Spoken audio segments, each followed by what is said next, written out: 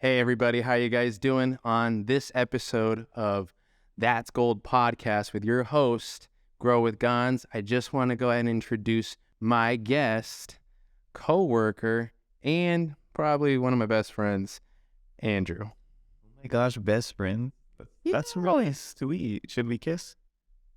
Later. Hi, I'm Andrew. So, today, I think the topic that we decided to talk about is going to be, our first episode, episode 1, and that's going to be how to build your self-confidence through positive self-talk, and what point in time is it necessary to do so, and what are the most effective strategies in doing that. So Andrew is literally has the craziest story to tell you guys, and I can't wait for him to really dive in and get into it. But I'm going to let you take it off from here and start with why you even felt the need to, start this whole positive self-talk and how it helped you. Why I felt the need. Oh my gosh, bro, your boy was struggling. Really? I was struggling. So, I felt the need to start talking extremely positive because I feel like there's levels to you not feeling yourself or kind of feeling sad. And for a while, I hit this point to where I wasn't really happy. And then you start faking being happy. You fake being yourself. So I started cracking jokes all the time, try to make people laugh all the time. Eventually with time, as my experiences just kept getting worse at the time, that even faded to where I became kind of emotionless. And then after a certain point, you just don't want to be like that anymore. Like you don't want to just walk around feeling drained. It's kind of a shitty feeling walking around and people are thinking the version they're seeing of you is the real you, Yeah. After a while, people would start telling me stuff like, oh, you're the quiet, serious type. And in my head, that would low-key hurt me because I'm like, oh my gosh, you don't even know who the hell I am. And then as time went on, before I got kind of down, I thought super highly of myself. I used to always think I was the shit, super confident, maybe even a little cocky, to be honest. At what age were you thinking that? Oh, I think it was somewhere after I became a trainer, because then my personality more so came out. So I'd say probably around 23 is when my confidence and everything skyrocketed. Personality came out a little more. And then What was it like before 23? before, not so much. I was super shy, didn't really like talking to people too much. I feel like my personality was more so hidden in me until I got close to people, then it would come out. But growing up, I was always super skinny, so I wasn't really confident. I was always nervous talking to people until I became a trainer. When I became a trainer, I was forced to get out of that, or I would have failed, because people come in to meet you all the time. They come in to obviously have you get them in shape, but they come in also for like some sort of companionship too. They want to be interested and entertained as you get them in shape. They don't want awkwardness. Mm-hmm. They want to sit there and it just be like they're breathing next to me. Yeah. You know what I'm saying? So I was forced to get out of that and show like a personality. That way, while people suffer, they're at least having a little bit of fun. Now, would you say you were passionate about showing your personality and helping these people when you were at that age? Like, how did it feel? Like, did you feel like you were putting up a front, or did it feel like, oh my God, I could finally be me? At first, it felt a little odd because, like I said, I was shy. So, people would come in and I was nervous to meet them. Like, people would come to when I very, very first started training, people would come to meet for like a first free trial workout consultation. I'd be like shitting myself. They look here. I'd be like, oh, fuck, oh, shit. Oh, what do I do now? Yeah. I'd go stick my hand up, be like super professional. Hi, my name is Andrew. Say we're going to do this, and that.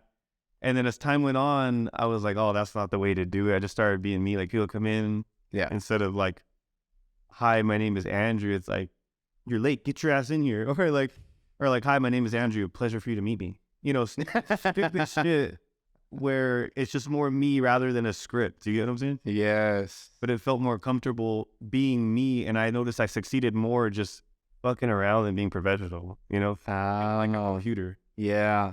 Now everyone's like, oh my God, you're not a robot. You're a human. Yeah. It's really awkward the hi, how you doing shit. Because when people ask like, hey, how you doing? Yeah, you're like, you're really so asking you. fake. Yeah. You're like, hey, how are you? How you doing? Nice to meet you. And you're like, I can't tell if you're the nicest person on earth or you're just shitting and bullshitting me right now. Well, it's just a scripted saying. Like when people ask you, hi, how are you doing? They don't give a shit how you're doing. It's just the normal thing to say when you walk up to someone. That's fact. Yeah. That's what it is. That's really what it is. That is. And if someone starts telling me what they're doing, I'm like, whoa. I didn't actually care how you were. I'm trying to get by. That's my phrase. I don't give a fuck. No, yeah, just politeness, man. Yeah, That was it. Normal initial conversation. Yeah. So then everyone kind of dismissed that because they see right through it. But now you started doing this whole personality thing where you're like, hey, this is like the real version of me. Like, nice to meet you. How you doing? Works way better. So where do you think that point faded for you where you had to start? So where I faded was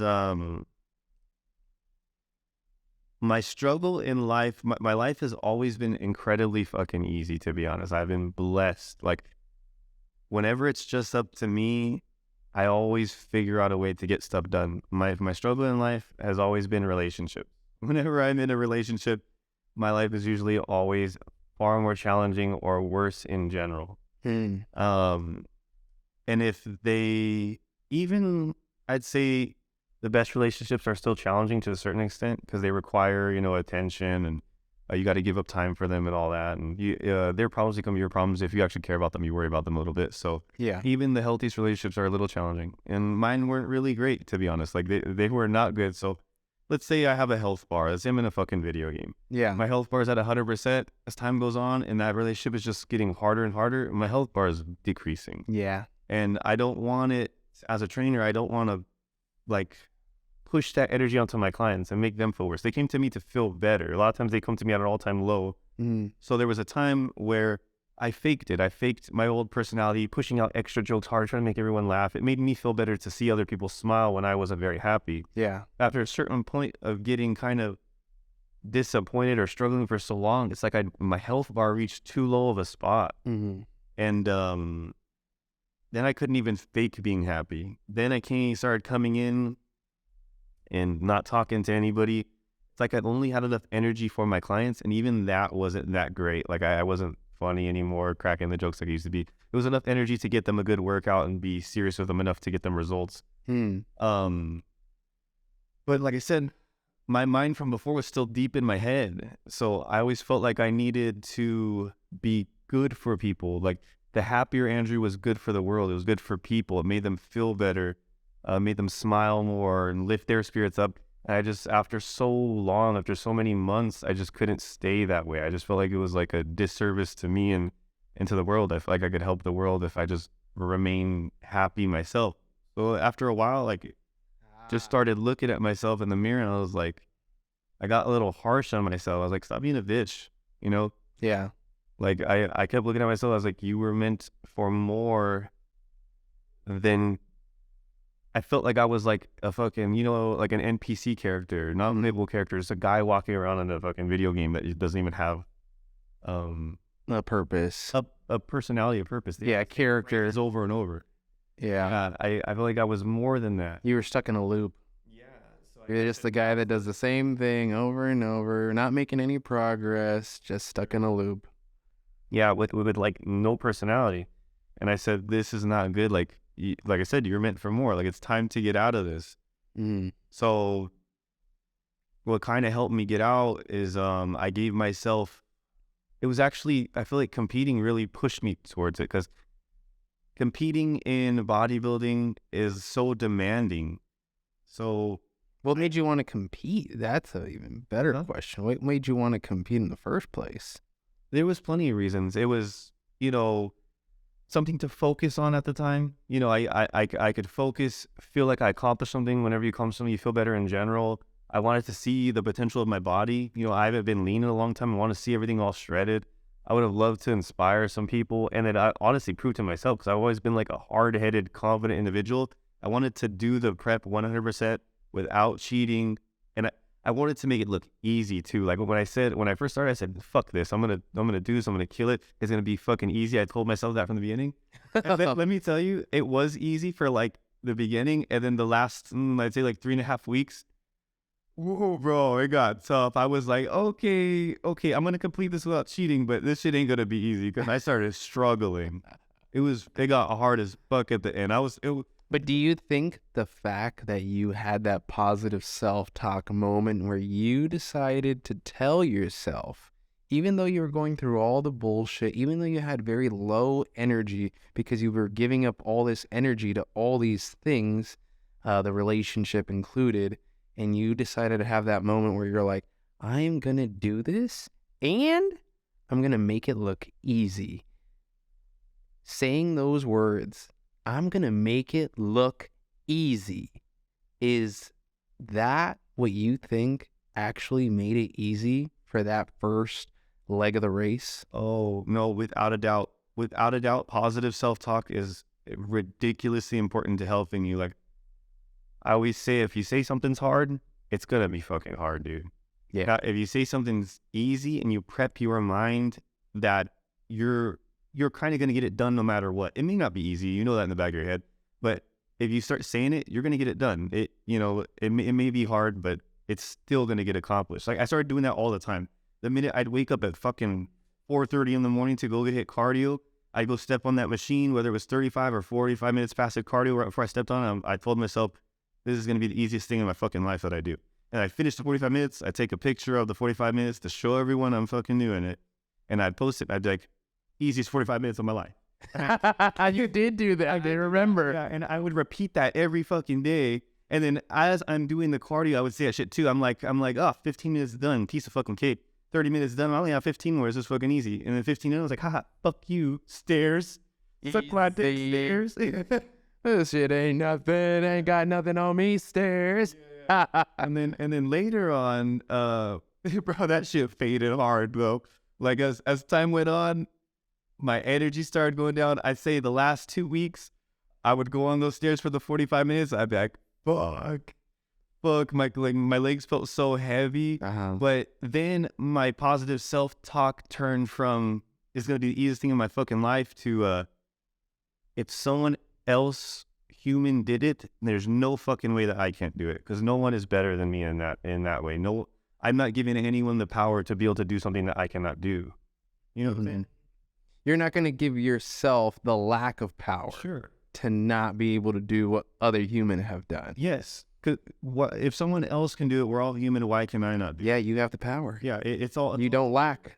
It's all in your brain. If I tell myself I can't do it, I won't be able to do it. If I tell myself I can do it, we're going to figure out how to get it done.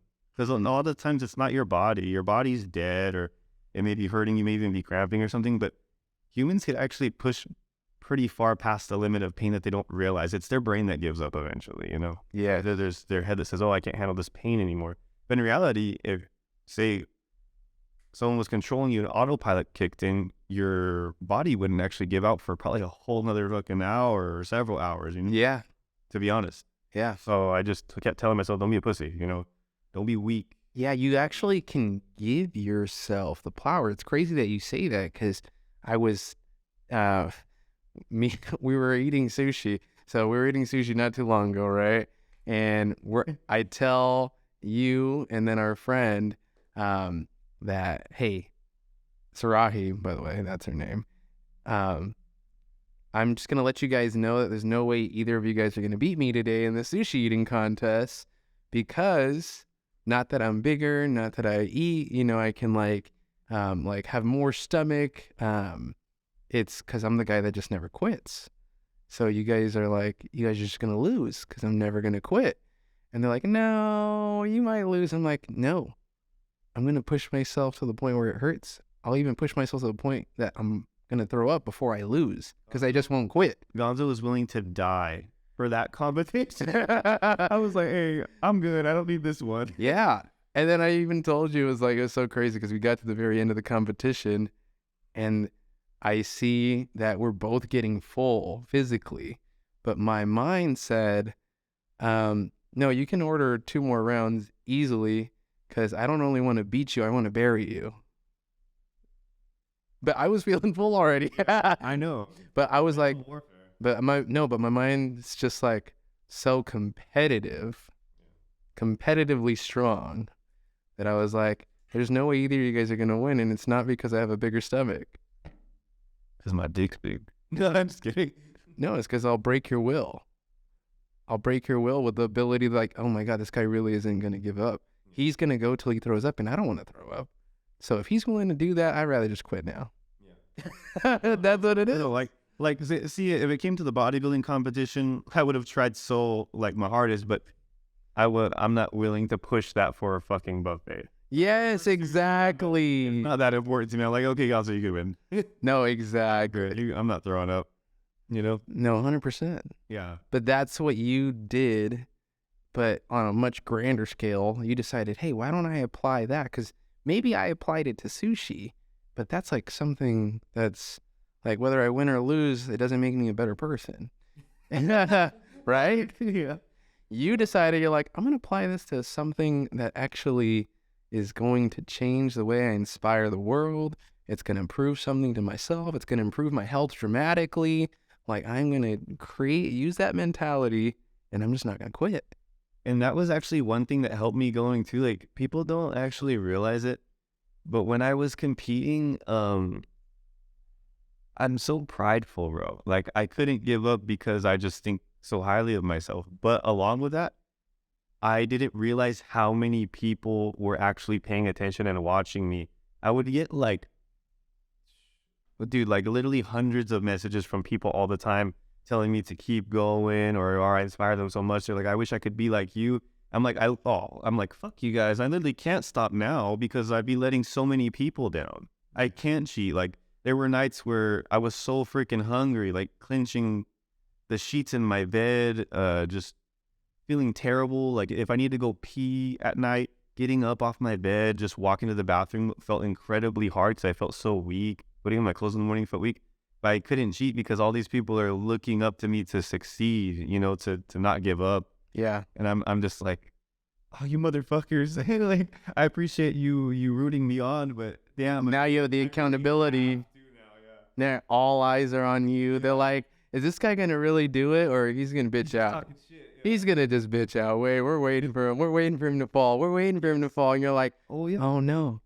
These guys want me to win, but they were waiting for me to fall. I'm sure, honestly, half and half for that. I'm sure half were like, oh, dude, Andrew's killing it. Like, I'm sure half were really rooting me on. I'm sure the other half were all like, maybe have already competed and were saying, watch this guy not fucking make it. Yeah. You know, and that's also one thing why I wanted to post all this bullshit in the beginning, all this is easy, this and that, because I wanted to put pressure on myself too. If I'm talking all this shit and I were to quit, oh my gosh, that would have been terrible. So I put all that pressure on myself at the beginning to force myself, because there's no way my pride would ever let me fucking quit after talking all that bullshit in the beginning. Yeah, because you're saying, like, everyone's looking at you and they're like, there's nothing easy about this. I don't know why this guy's over here trying to be a jackass saying it's easy and he's never even done it. And you're like, it's easy, it's easy, it's easy, it's easy. They're like, just wait. Oh, yeah. He's saying it's easy now, but he's only fucking 4 weeks in. Just wait. I know. I bet you all the competitors were all pissed at me. He's like, this fucking guy. They're like, no one else says this here. No, I've never heard anyone else say this shit's easy. This guy is on the very few list of people saying this shit is easy. It wasn't easy though. Like, the beginning I will say was easy. I'd say the last 3 mentally. Honestly and physically, it wasn't that bad. Yeah, but you're an athlete. Yes. Maybe the 4th week it got challenging. 3.5 to 2 weeks was third week was hard. 2nd week was fucking terrible. Really? And then the peak week or whatever wasn't that bad because I got carbs back and all that. Because 2nd week out, oh my gosh, if you're planning on competing, just wait for that week. That week is fucking terrible. My gosh, my cats would come up to me to try to freaking ask for attention. One would headbutt me in the back of the knee. That's what she does. She bumps into me to rub up on me, and that shit would almost knock me over. It'd like collapse my knee. Yeah. And I'd get so freaking mad because I'm so low energy. Mm-hmm. Or someone would come. You would come. You would come over. I would come. You would come over at the gym and fucking poke me. I never wanted to like I wanted to whip your ass a couple times, bro, because you would suck the life force out of me. Like a poke just drained me of my energy. I was like, ow. You know, like Literally. I was so weak. Yeah, I would. It's so funny, guys, because you got to realize the situation. It's Andrew is the guy that's doing all this working out. He's putting his body in a super caloric deficit. He's getting ready to compete at a show. And when we talk compete, we're talking about like everybody, however many people were at that show. What do you think you competed against? It was a big show. Classes had like 10 plus people. Yeah, you're competing against 11 guys that all want to win In first place. True novice in the open, there was like 10 people in each one. So the only way to win truly is either you're super mega genetically gifted, but the amount of knowledge that there is out there now, even if you're genetically gifted, you might still not win. It's going to be the guy that follows the plan the best, that works out the hardest, burns the most calories, and that has his nutrition dialed into the absolute bare minimum of exactly what you need. And that's what you were doing. And there's nothing easy about that. That was super hard. Yeah. But this guy's over here saying it's easy. I come over here, I'm like, oh, dude, you're the guy that says it's easy over here. So I'm going to poke you because you think it's so easy, right? I'm full of shit, bro. I'm literally just saying that to try to get myself through it. The power of positivity, man. You're like, no, you don't understand. I need every single little bit of energy for the next thing. And I can't even talk to you right now because I need this energy to microwave my food and eat it. I don't have the mental capacity or spiritual energy to have a conversation with you. Talking burned too many calories for me to do. At the end of the night, I'd be in that shower. I'd be like, I'm not gonna jack off. That's gonna burn too many calories. I was exhausted after that little hand movement. No, that's too many calories. That was the funny thing. I got so lean, my sex drive was non-existent. It's never happened to me before in my life. I was like, whoa, what the fuck is going on? Like, never, ever horny at all. Yeah. Literally, it was funny. During the time of prep, I've never gotten hit up more by a woman in my entire life. Like, literally just people on the daily. But it's hilarious because my sex drive is like, diminished completely. Like the idea of sex sounded terrible because in my head I was thinking I will fucking die. Like I will burn too many calories and I will die. So they would hit me up and they didn't even look good to me anymore. Like they would say something like lustful or whatever. I completely ignore it. If a random girl started a conversation, I would always end up talking about food instead. And being, oh, what are you making? I'm like, oh, what are you eating right now? It's not like, hey, what are you wearing? It's like, what are you eating? You know? Yeah. Because I was 0% interested in, like I said, women at the time, but food just was like, I guess what I was attracted to at the moment. Every fucking night before I go to bed, I'd be watching YouTube videos on how to make this, the best recipe for this, or that. I'd be looking at YouTube videos of best food places in Orange County so I could go eat after my comp or whatever to enjoy. Because I was only eating even super bland food. Like at the end of my prep, I was only even using a half teaspoon of salt per meal. Like it was bland as fuck, terrible. Oh my God. So I had a huge list of food places and recipes to try. And it's funny because at the end of my comp, I competed and then I got like carbs back and, I raised my food again.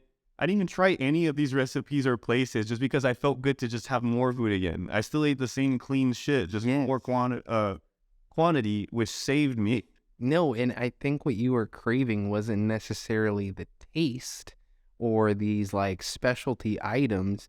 I want everyone to pay really close attention to this. As soon as he finished comp, he just started eating more bland food and upped his carb intake, and it tasted exactly the same, was still eating the exact same diet, just the numbers were different. The carbs went up. The protein, I think, went up, the fat went up, and the calories went up, and all of a sudden, you didn't have the urge, no cravings. So it's not that we want the cheeseburger, and it's not that we want all this like fatty stuff. It's that the body is screaming, Andrew, what you see on that phone right now, That is energy. Go get it. Your body knows when it sees that if it eats it, it will acquire energy, which calories are energy, and it just knows that what it's looking at, your brain registers it as that's a shit ton of calories. Do it. Make you feel better. Yes. Yeah. No, that's exactly what happened. And I think that's what a lot of people don't realize in this day and age is, oh, I'm craving this. Oh, I'm craving that. No, you just don't have enough energy. You know what was weird about this too is I used to always see on social media like, you know, trainers or bodybuilders talking about like you're not truly hungry until you could just take a protein, you know, whether it's like steak, chicken, turkey or whatever, and just eat that alone. If you're not hungry enough to actually crave just protein alone, you're not actually hungry. You just want to splurge on food. And I didn't actually realize that was the truth until I got deep into this prep, because I did hit like a level of hunger to where food I hated the taste of before tasted absolutely delicious because I was like low-key starving. So like tilapia before this prep, I hated tilapia. When Afton put tilapia in my diet, I was like, fuck. But I was so driven at the time. Mm-hmm. He even asked me in the beginning, he's like, what are you okay with eating? He was going to try to make it nice for me. But I was so fired up. I was so wanting to just do as good as possible. I told him, whatever will get me the best results, I will eat it. And then he was hyped too. When I said that, I saw like a little smile on his face. He's like, oh, this is going to be a good one. Yeah. And I ate it. I ate it. So I cooked the tilapia, and in my head, I was like, fuck, this smells terrible. I'm eating it. Like, this tastes terrible, but like, I want to look like a freak. So I started eating it. Guys, this is some of the most secret sauce in all of the world. Tilapia will make your body look absolutely crazy, and it's definitely not the best thing when it comes to taste. But you got to do some crazy shit to really get it to go good. And then especially if it's over a day old, oh my God, it's rough. But this is the secret sauce, without a doubt. Yeah, it's just lean in general, and honestly airy, kind of. It's not really. Yeah, you could eat a lot of it, and it can go down, and you don't feel like you ate a lot. Yeah, it's super easily digestible. But it's funny because going back to what I was talking about, is I hated the fucking taste of it in the beginning. But as carbs started getting pulled from me, oh my gosh, I was just like, I was gramming everything out perfectly because I'm like, I have to have it exactly 150 grams of this or whatever, because I didn't want to miss out on anything. I'm like, dude, when I would finish my my Tupperware, I'm licking the shit clean because I needed every ounce of energy I could possibly get, and it tasted delicious at that point because I was literally, it felt like I was starving. Like, I'm eating 6 meals a day, and I don't know how, but I'm feeling like I'm starving all day. I'd finish a meal, and I'm like sad as fuck because I'm hungry at the end of my finished meal. Guys, listen to that. Licked the bowl of tilapia juice clean. That's how little energy he had. And he knew if he didn't get every little inch of that, he wasn't going to have enough energy. But I was going to die.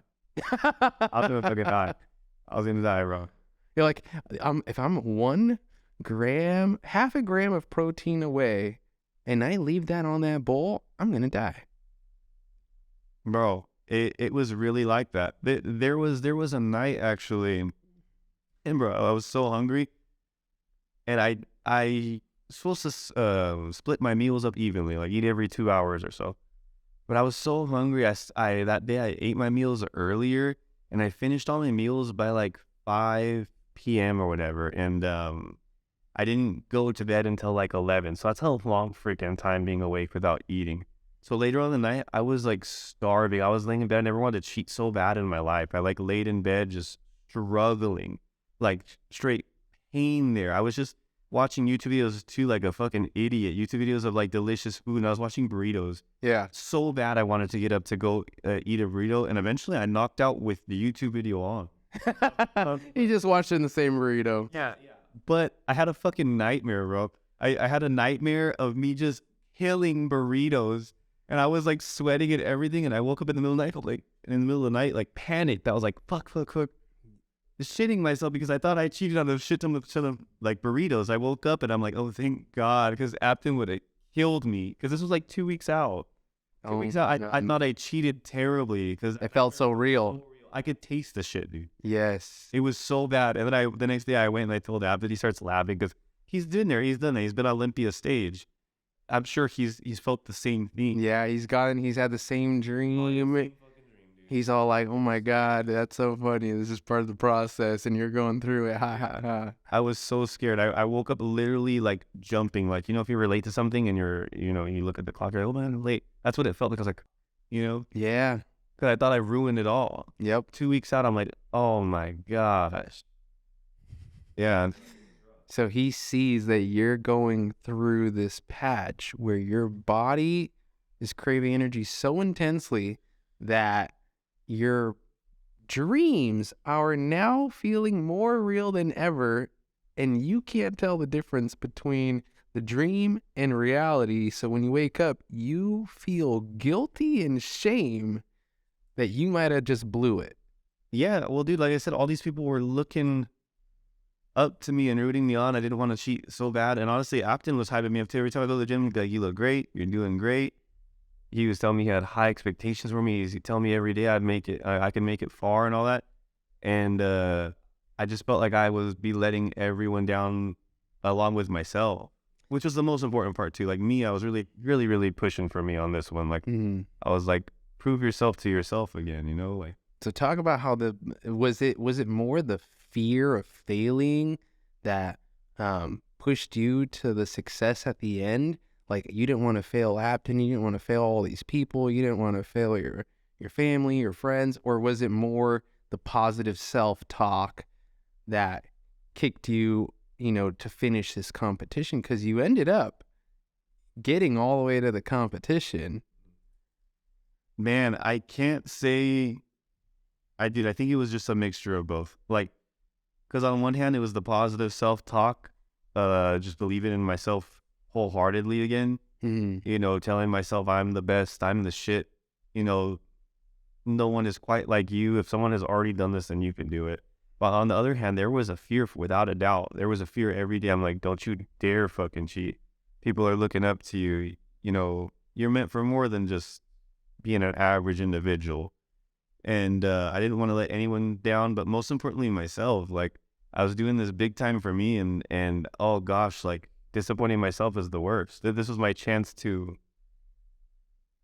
feel a high form of accomplishment, because it wasn't just like one day or one moment. It was weeks of hard work and consistency. Yeah. Yeah. So to finally make it through to the end, it was like a high form of accomplishment. And I know a lot of people couldn't do it. I know a lot of people would give up along the way or cheat a couple times. That was a big thing. A lot of people can make it to the competition. But how many times did you cheat along the way to where you didn't look your best self? You know what I'm saying? I didn't do it once. Wow. Not once. That's saying something. Yeah, it was fucking hard. It was hard, bro. I had fucking stairs and I was scared of walking down my own stairs because I just thought I was just going to fall. Yeah, I'd fold onto the side rail really, really hard. There were times when I was driving, I was afraid of driving to work and getting in a crash on the way to fasted cardio because I felt really weak.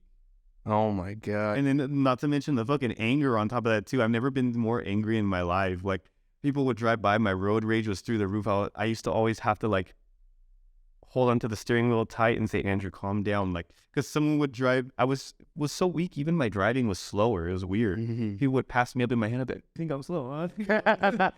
I'm going speed limit over here. Yeah. It was a cool experience, but also like an eye-opening experience too. I didn't think I could get that like irritable. I'm such a chill guy. Yeah, it's so crazy because you normally have so much energy that like you can let things hit you and they kind of just roll off when you have a lot of energy. Like when you're bouncing up and down like crazy and like, a rock hits you, you don't even notice. You're like, oh, something hit me. Oh, I don't know what the hell hit me. I'm just going to keep going. And then later on, you're like, oh, I didn't even realize I'm bleeding. Yeah, I remember more so just being like, get the fuck off me.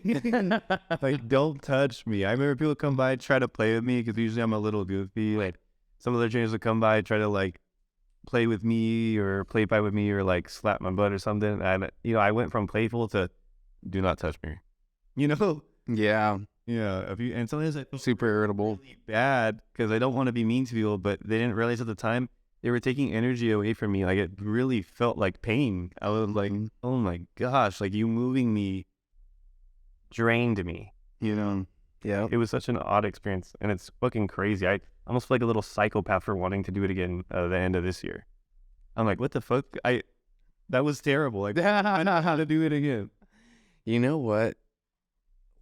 I feel like there's a lot of people like this in Orange County, in the world, and they just live in this constant state of irritability, right? They live in this constant state of like they're the ones honking the horn, they're the ones grabbing the steering wheel hard, and they're not waking up at 4 a.m. doing fasted cardio. They're not, you know what I mean? Like have the craziest diet and like the most insane long workouts. Like they're not doing that, but they still feel these emotions.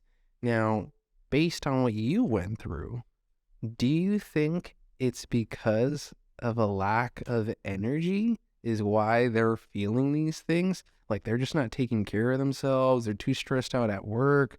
Like the kids don't let them sleep, so then all day they're just like, I don't have energy for the bullshit. Yeah, I think it's a bunch of, when you talk about like the common person living daily life, I think it's a huge mixture of everything. I think stress, lack of sleep, but I think a big part of it for most people, I think most people don't actually like their lives, to be honest. I think most people, and that's probably leads to the stress aspect. You're irritable all the time because you're unhappy most of the time. So, and the more stress you have, your sleep may not be as good either, which also will make you more irritable as well. But I think in general, most people don't live the life they want to live. Like, probably if you ask people, like if you could give them a chance, say, hey, this pill, red pill, blue pill, Yeah. this pill gives you the life you currently have, no changes. Here's the red pill. What is the life you want to live that you actually dream of? Dude, I think like literally like a fucking 90-something% would change their life immediately. Most people are doing a normal 9 to 5 that they absolutely fucking hate.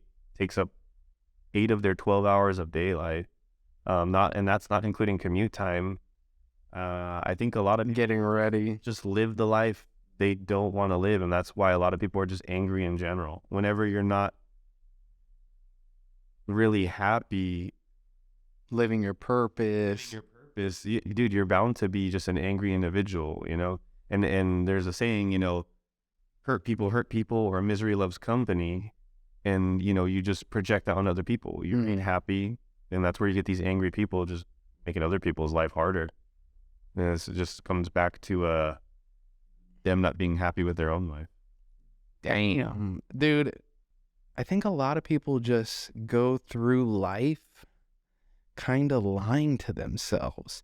They kind of try to brainwash themselves, whether it's through programming or their own family, that like they're supposed to be living a certain way and they need to have a 9 to 5 because the 9 to 5 builds security, right? And if you want to be a responsible person and make the money and pick the safe bet, like it's always good to be low risk. And they want the lowest risk thing, which will be, just stay with the same girl no matter what for forever. You know what I mean? Just only have one girlfriend, or, never experience things that have any possible potential risk because it's just not worth it. There are things in life that people do, and it almost masks the pain of their normal life. But I don't think you should do that. I don't think you should take things or do things that put you in temporary comfort, because I think you should feel the full effect of like sadness or honestly hatred for whatever you're doing. So you are so uncomfortable, you take the steps to get out of there. So I hardly ever drink, maybe like once a year. And usually I freaking regret it every time, so I don't even like it. Yeah. Or no drugs, or even something like sex can be something that masks your pain. You know, you go take out your stresses on, you know, with sexual release to release endorphins and make you feel temporary happiness. Yeah, or relationships, like your life's so fucked up that you're like, well, I should just hop in a relationship right now, because if I could at least get into a relationship, then there's something good in my life. When in reality, everything's crumbling to shit. Everything's crumbling to shit. Yeah. Oh my God, that's total. I'm sure I've been through that one. I've been through that one without a doubt. Yeah. Life is like, I've been through everything of honestly what I said, with the exception of probably alcohol or drugs. I've been through the area where, you know, I feel like my life is crashing down and I latch onto someone because I feel like I need help. Or that scenario where like sex has been comfort. You know, I'm so freaking stressed that I go get that endorphin release, because that's the only time I don't think of the stress. You get what I'm saying? So I've learned, okay, we cannot do that anymore. Yeah. We can't drown ourselves with these little pleasures to push away unhappiness for a moment. Yeah. Because then I just sat in it for a while. Yeah. So you'll never see me again just drowning myself in like sex or just hopping into relationships quick, because dude, that's just another recipe for disaster. Maybe a temporary moment of happiness, but it'll crash you hard later. Yes. Yeah, especially something like a temporary relationship, because, you know, as time goes on, you'll subtly get attached, and you know, if you hop into something like that, that shit ain't gonna work. Yeah. You would get so incredibly fucking lucky, especially if you're not doing too well in the head. You know, you're gonna take out your current pains on whoever you're with or whatever. Yeah, and typically those people, they're the ones that fall in love like the fastest, the hardest, the quickest. Like, oh, I want to hop in a relationship. Well, how long you known him? 2 weeks. 2 weeks. Yeah, like, oh, we met like literally like a week ago. And then the next thing is like, oh, you guys are already moving in? Wow, that was quick. Oh yeah, we've known each other for a whole 2 months. And you're like, whoa, damn. You know what I mean? Like, you guys are moving really fast. Oh yeah, we're going to move on to a whole nother city and a whole nother town. And, you know, like. Okay, gone. I'm telling my fucking story. Oh no, but I'm saying this is a lot of people's stories. I know. No, this is a common story. I completely agree. I feel like in general, most of us literally go through the same shit. Yes. Like that's what I feel for other humans, because whenever I've been struggling, I'm like, dude, literally, most humans repeat the same fucking thing. We've all gone through like heartbreak. We've all gone through disappointment. We've all gone through jobs we fucking hated or whatever. We've all gone in moments in life where we probably felt like we weren't gonna be anything or whatever. Yeah, it's like the human experience. Yeah, tragedy is part of life, you know. But I always like came across like this saying or a quote or something. Someone on Instagram, or maybe it was a podcast I listened to, someone mentioned like, without extreme tragedy, it's hard to feel extreme happiness, because they're like the opposite sides of a coin.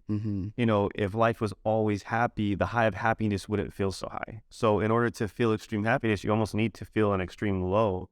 So even in times like when your life is hard, you almost want to appreciate those times, because when life gets unhard and you're experiencing the good things, you remember those bad things, and those good things feel extremely fucking good now.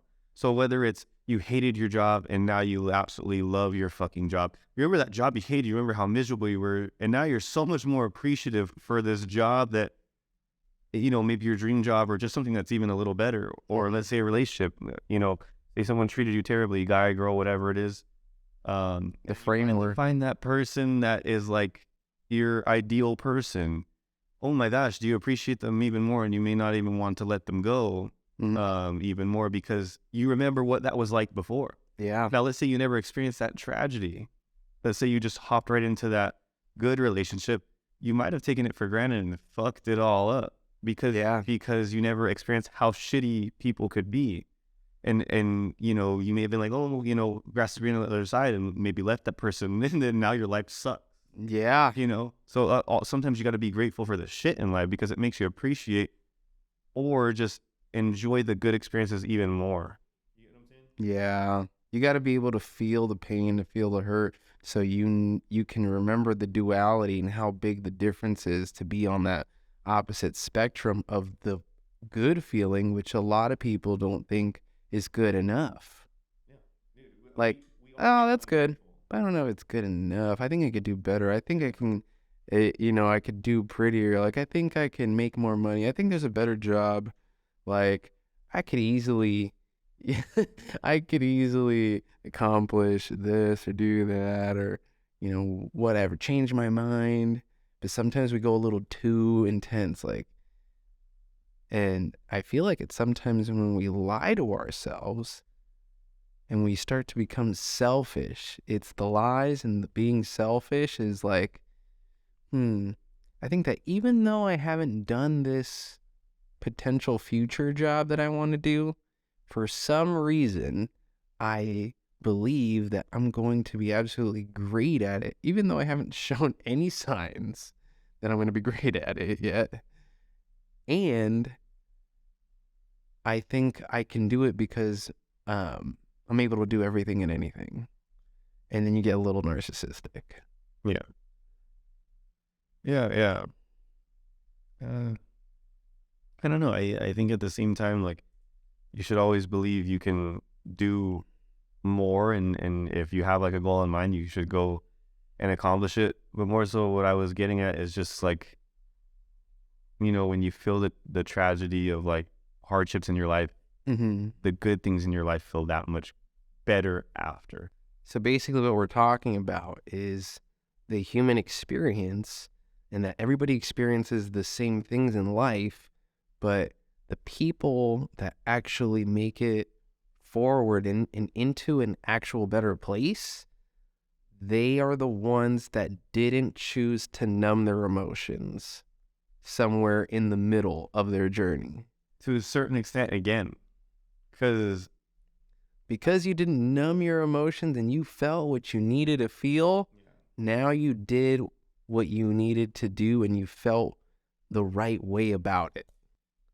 half and half again. I just feel like, I feel like, well, because hear me out. It's not just one thing. You can't just not numb yourself, and feel all the shit. You got to be strong enough mentally to get yourself out of there. Because some people cripple like themselves with all the terrible things in their life. They let themselves get so sad and depleted and not hike themselves up to get out of there. And that's when you see people offing themselves. They let life get so terrible that it feels unbearable. And there's not, like, going back to the beginning, there's not enough positivity in your brain, positive self-talk. There's not enough hope that you could get out of that situation. And if you don't have hope, if you don't believe there's an escape from just the shit life you're living, the despair that you feel, then it's a fucking terrible place. So a lot of people will sleep their lives away, Yeah. until they feel like it's unbearable. They can't escape their sadness while they're awake because their mind drives them nuts.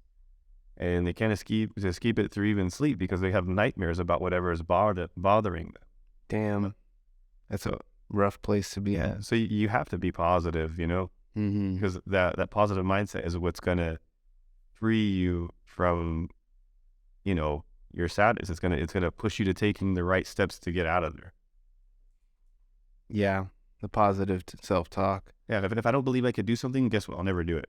In my head, if I don't believe Andrew can be a millionaire one day, I will never take the steps needed to become a millionaire. Yeah. Even something as simple as playing the fucking lottery. The lottery, if you win it, you could hit $1 million, $1 billion, or whatever. If I didn't believe that was a possibility, you would never even see me buying a fucking lottery ticket. Yeah. Those people that buy it, they believe it, even if it's 0.0 fucking 1%. Mm-hmm. So, Oh, that's so true. Oh my God. That's why Gio buys the lottery ticket. because there's a tiny. Because he'll be a billionaire. Yeah. It's not even a tiny chance. He knows that it's going to happen. He just doesn't know how he's going to get there. Oh, Yeah, but in anything too, like if I don't think I could ever, in my mind, if I don't think I could ever be happy, 'cause there's people that think like that. I mean, no, it's just not for me. It's not going to happen for me. Mm-hmm. Eventually, you're going to hit a point to where It's not going to happen for you. it's not going to happen. You're not going to do anything to try to be happy. And like I said, those are the people that end themselves, and it's sad. Oh, wow. You know? Damn. But I feel like sometimes you choose to no longer have things, and you're sometimes okay with it.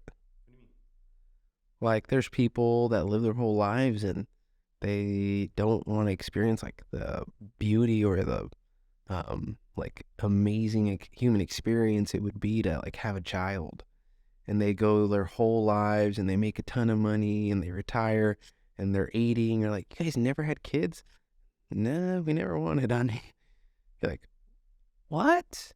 You killed the game? You had an amazing life? You just decided never to have any kids? And they're like, yeah, we're going to retire with a bunch of money no one to give it to, so we're just going to give it to everybody. It's just, but some people are okay, because even as good as an experience that is to procreate, to populate the world, and to increase your lineage so it could get to, your lineage can continue down the line of time. You instead just decided, to do it differently. Yeah. Every person's life, depending on the way they think, each person's going to have a different version of what their ideal life will be. Some people may want kids, some people may not. Some people may want to be like an entrepreneur. Some people may actually be happier doing the 9 to 5 because it's more structured. The stress of inconsistent income may drive them absolutely nuts. Mm-hmm. And there's no really set path for each individual. Each is their own. And that's kind of up to each person to decide what would make them the most happy throughout life and just run with that, Yeah. Yeah. Because my mom's that way. She looks at the stuff I do. She sees that I make good money, but she's like, I don't even care if I could make that doing what you do. I wouldn't. It would stress me out so much knowing I don't know if I'm going to keep that next month and the next month, and so on. Mm-hmm. I'd rather have less knowing it's going to be the same every month rather than risking a super high month and a ridiculously low month or whatever. Mm-hmm. And then also having a list of stuff to do, because we don't have a list of stuff to do. We make our own list daily. Yeah. It's up to us. We don't have a boss handing us a project, up to us. Timelines. Yeah, now it's like, you get to pick how fast or slow you want this to be done. You get to pick how much energy you want to put in this. Yeah. You could either go into your business 150% one month, but you might be able to go 5% next month, and then you're going to pay for it. Yeah. But you have the ability, and no one's going to get mad at you if you don't. Other than you, and who may get mad is... No one's going to go up your ass. No one's going to be like, hey, motherfucker, if you fucking don't pick your shit up right now, you're going to get fired. Like, you are costing the company millions of dollars or hundreds. You will be the one to do that, or your landlord when they're kicking you out when you don't have enough money to pay your bills. Yeah. Hustle. It's a scary job, because if you don't push yourself to hustle, you're fucked. You'll starve to death. Yes. Yeah. So, but you're still going to get pushed by someone in regards. So that's what they don't get. Like, your mom doesn't get that. We technically do still have that boss, and that boss is the landlords, that boss is the collection guy, that boss is God and life itself. Like, life will literally turn to shit. That's our boss. Like, we know that if we don't do it, our life will turn to shit. So we have a boss. It's just they would rather listen to, like, the guy driving the fucking Mercedes, like, E-Class. Like, oh, yeah, you make $150,000. You seem like you know your shit. I'd rather just be right here, and whatever you tell me to do, you know what I should do, so I'm just going to follow what you say. I'll never get fired. I'll do as you ask, so I can continue making money for as long as possible and just die eventually. Bro, that's really how it is. Like, retirement age is what, like 65 on average or something? Yeah. Bro, life expectancy, I think, is like 78. And most people, by the time they're like around that age, they're not even like moving that well to enjoy life anymore. So you got like 13 years of like shitty movement to like just sit and breathe. Yeah, and the reason why you feel like shit's because you decided to be that secretary, you decided to be that IT consultant, you decided to spend the majority of your working life sitting in a chair behind the computer, hours and hours and hours, days after days, overtimes on overtimes, holidays, miss birthdays, miss this, miss that, because you always had a boss and you didn't have the balls to call sick every single year on your kid's birthday. You know what I mean? Yeah, I know. Like, ah, I can't come into work today because it's a kid's birthday. What? No, you're coming into work. Yeah. Oh, you think you get an excuse for that? That's not an excuse. Like, we are drowning in work right now. Your kid decided to have a birthday in the busiest season. There's no way you're getting that day off. Like, we need everybody. And no, I'm not going. It's my kid's birthday. But are you going to say that every year? No. Normal jobs are tough like that. Yeah. That's why I'd rather do something like this just because I'm the only one I got to end up paying for going to my kid's birthday. Sure, yeah. And then, maybe I don't miss out on opportunities like that, but I could hustle the rest of the year. I give myself the option if I want to work 7 days a week. But if I work 7 days a week, then I have the luxury of also taking off my kid's birthday or whatever it is, having his birthday, an important event or whatever. Yes. Because I hustle so hard throughout the rest of the year. Yes. Like, we can take a vacation whenever we really want to because we built the money, we hustled hard, we did the right steps to create a program for people that works when we're with them and even when we're away. Yeah. That's the beauty of that. Oh, yeah. So, I mean, but now let's get back on track and let's talk about you winning this competition. So, we're talking about the power of self-talk, and we got to the point where we said, you're going crazy. What happened that used to be easy is now hard as rocks and nails. We're at the end, and you're down to the last couple weeks.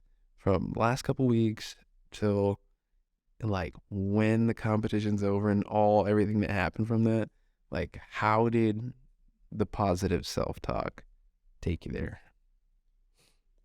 Yeah, I'd say in the beginning, like I said, it was really positive.